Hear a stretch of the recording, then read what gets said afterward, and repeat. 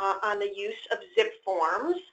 My name is Amanda Stem. I am the Operations Manager at Wydell Real Estate.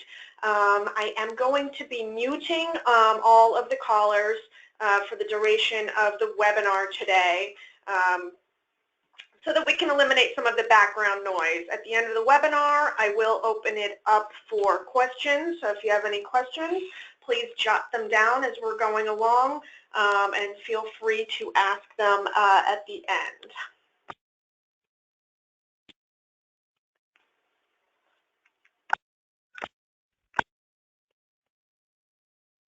I apologize, one more try here for the muting.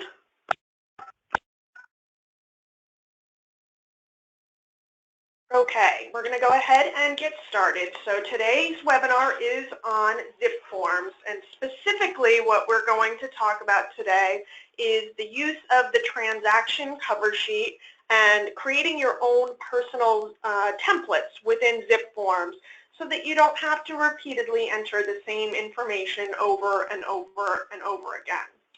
When you first log into zip forms, you're taken to the transaction screen, which is where we are right now.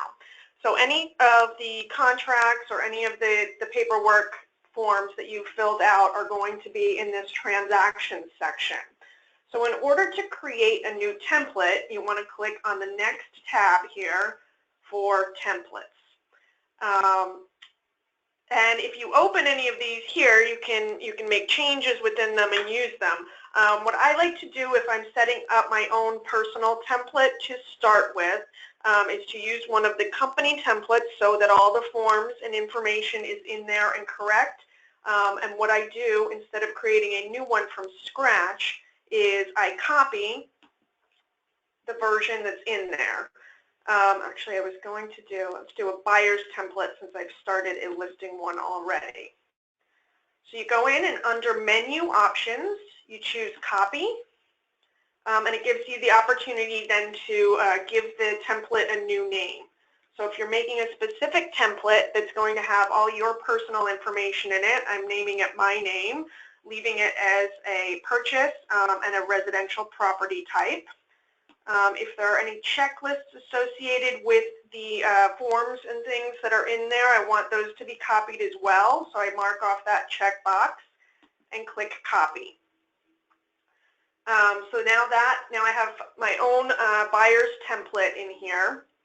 And this is where I would make any changes to add the information that I'm going to do one time so that I can use it over and over and over again.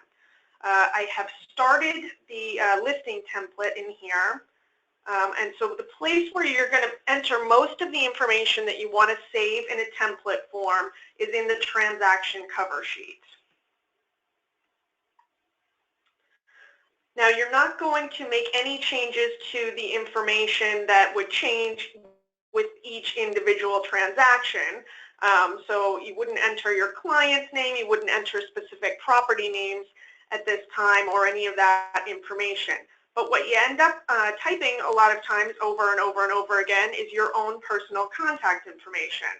So since we're working right now on a listing paperwork package, I'm entering the information as the listing broker here. So I've already typed in the company information, phone numbers, fax numbers, my name and phone number, as well as my email address. You also can put in your real estate license number here because that's not going to change from transaction to transaction. If you do need to look that up, if you don't happen to have your card in your wallet in front of you while you're doing your forms, you can go to the Department of Banking and Insurance to the license search. Then you click on real estate. You want to put in a limited amount of information, but you do have to check what kind of license you have. And then you can search and find your license number, which is the reference number right at the top here to enter in. So once you do that one time, you'll be able to enter that in and save it as a part of your template. So once you've entered the information that's going to stay the same on every single set of listing paperwork that you put together, you go ahead and save it.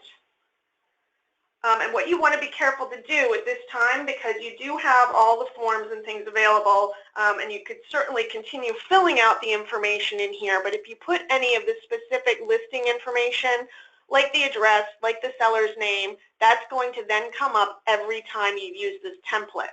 So you want to leave all those additional fields blank right now, otherwise you're going to have to go back and delete the information as you go through. So what happens when you actually want to use this template, you go back to transactions, and you start a new transaction. So this is going to be when you're actually ready to fill out some listing paperwork and you want to use your own personalized template. So you start the transaction just like you normally do. You select the transaction type. I'm going to choose a residential property. And this is the important part here where you actually choose the template that you're going to apply. So I'm going to choose my listing documents and click Save. So now when I go in, all the same paperwork is here. All the forms that I want to use for the listing are here. That's another option that you have when you're creating your template initially, is if there's a form that just isn't applicable in your area, if it's something, you know, outside of what the required paperwork is, that is something that you don't use with the types of transactions you do, you can delete or add forms. You can add your own personalized forms to the template, but you would do that when you have this tab selected. Right now we are in the individual transaction.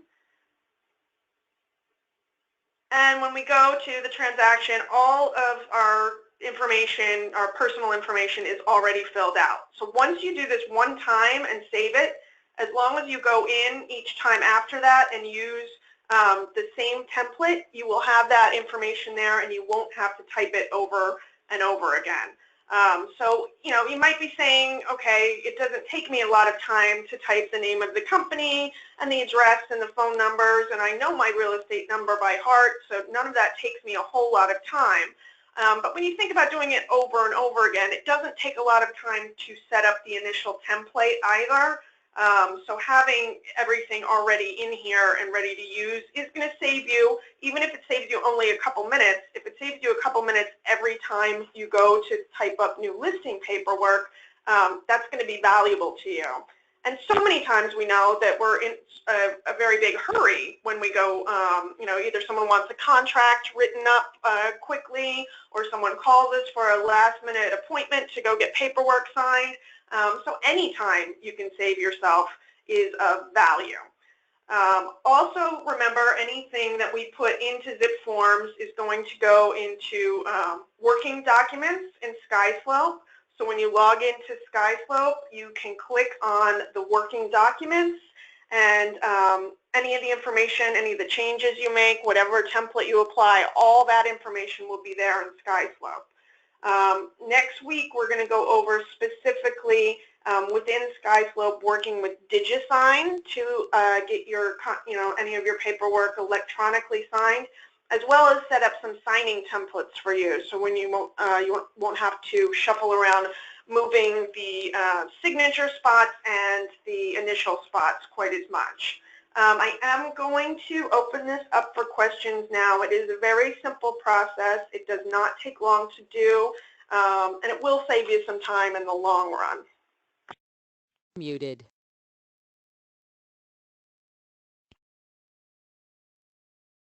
Unmuted. Okay, does anyone have any questions about setting up a template at this time? Okay, great. I hope this was a useful process for you to learn. If you take a couple minutes to do it one time, it is going to save you a lot of time in the long run. Thank you for joining us today for the webinar, and have a fantastic afternoon.